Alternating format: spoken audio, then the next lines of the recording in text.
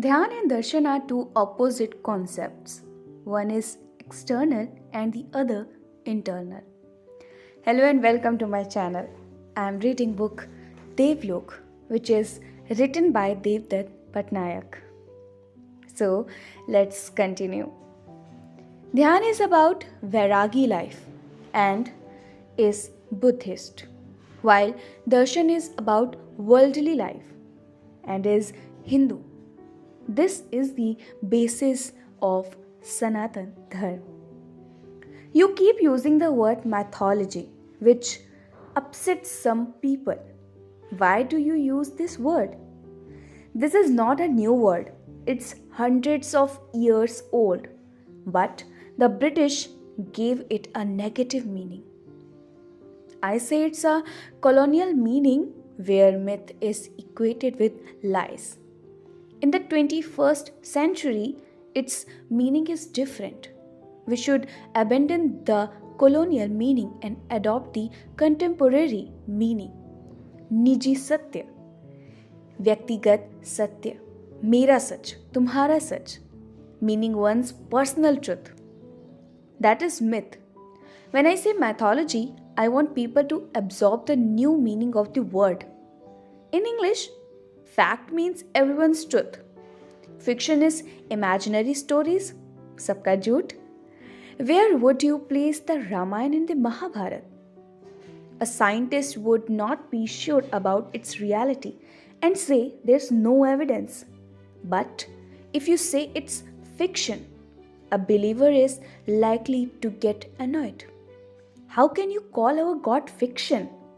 In between fact and fiction lies Vishwas, means faith, which is somebody's truth.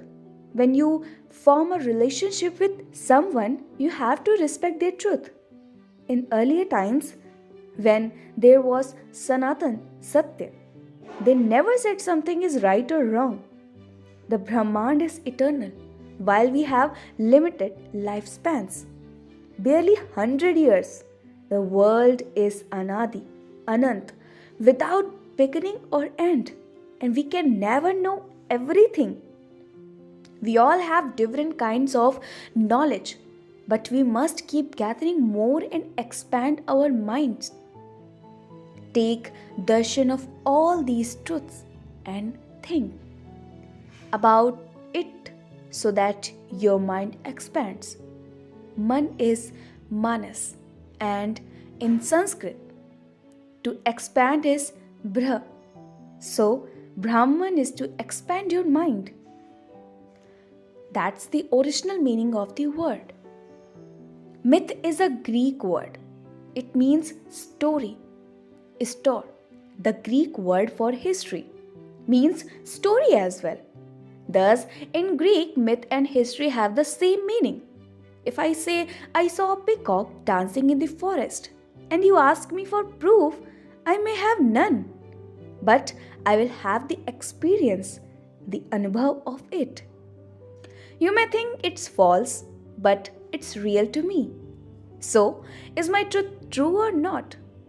Likewise, if I say I have experienced God, I'm asked to prove it. I won't be able to. Does my experience become false then? Ram is an anubhav. Shri Krishna is an anubhav. I'm not even interested in proof. I have experienced it and I'm telling you a story based on it. What you see and pay attention to tells of your sophistication too.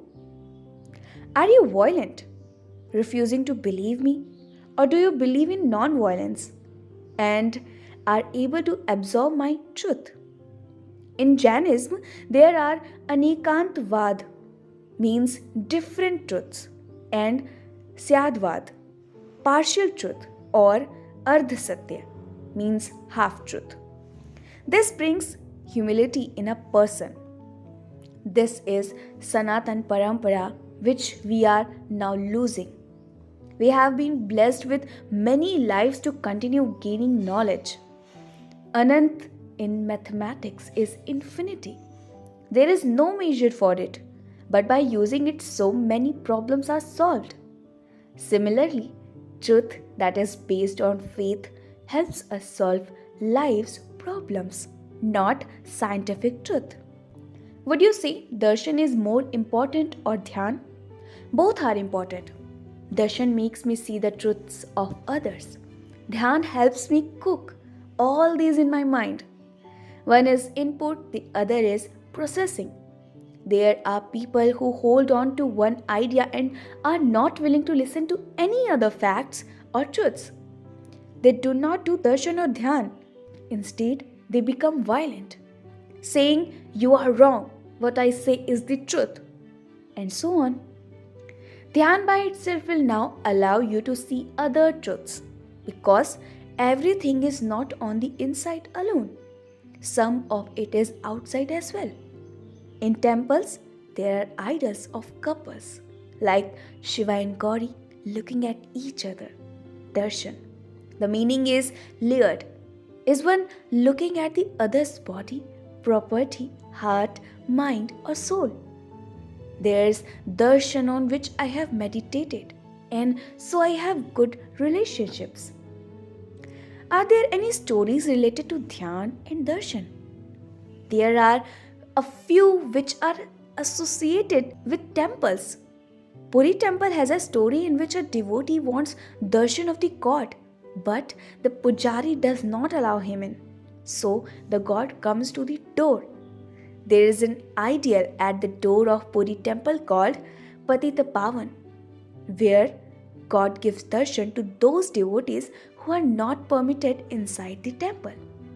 In Tirupati, there is a story about a yogi called Hathiram who goes inside the temple so often that the priest become suspicious and stop him from entering. So he sits outside, and it is said that each night God comes to play chaucer with him. You'll find many of these idols in Tirupati. There is a similar story in Udupi in Karnataka. Kanak Das is a devotee of Krishna and wants to take his darshan at a particular temple. However, it is turned away at the door by upper caste priests on the suspicion that he belonged to a lower caste. So he pitches a tent in front of the temple and sits there chanting and writing a bhajan in Krishna's name. A priest comes and violently removes him from there. The next morning, Kanak Das finds that an earthquake the night before has destroyed the wall of the temple, leaving the idol exposed and thus open for worship. All these stories indicate how God gives his darshan to his devotees, whether by coming out of the temple or turning around. After getting darshan, one should do dhyan on it. Do you give darshan to people? How do you treat and interact with people? You should think about what kind of darshan you give others. Do we also build walls around us and do not reveal ourselves? Do we show only one aspect of our personality? This knowledge will only come through dhyan. You gather data through darshan. To tie it all in and find meaning, you need dhyan. Can it be said that the rishis who did tapasya were doing dhyan? Rishis close their eyes and meditate, but they have isolated themselves from society. In stories, when those who have closed their eyes for many days finally open them, flames burst forth from their eyes. Kapil Muni burns the sons of Sagar that way. When Gandhari opens her eyes after many years of being blindfolded, her glance sets Yudhishthir's feet on fire. If you do not look at the person before you and are only in dhyan, the relationship breaks. It's a horrific roop.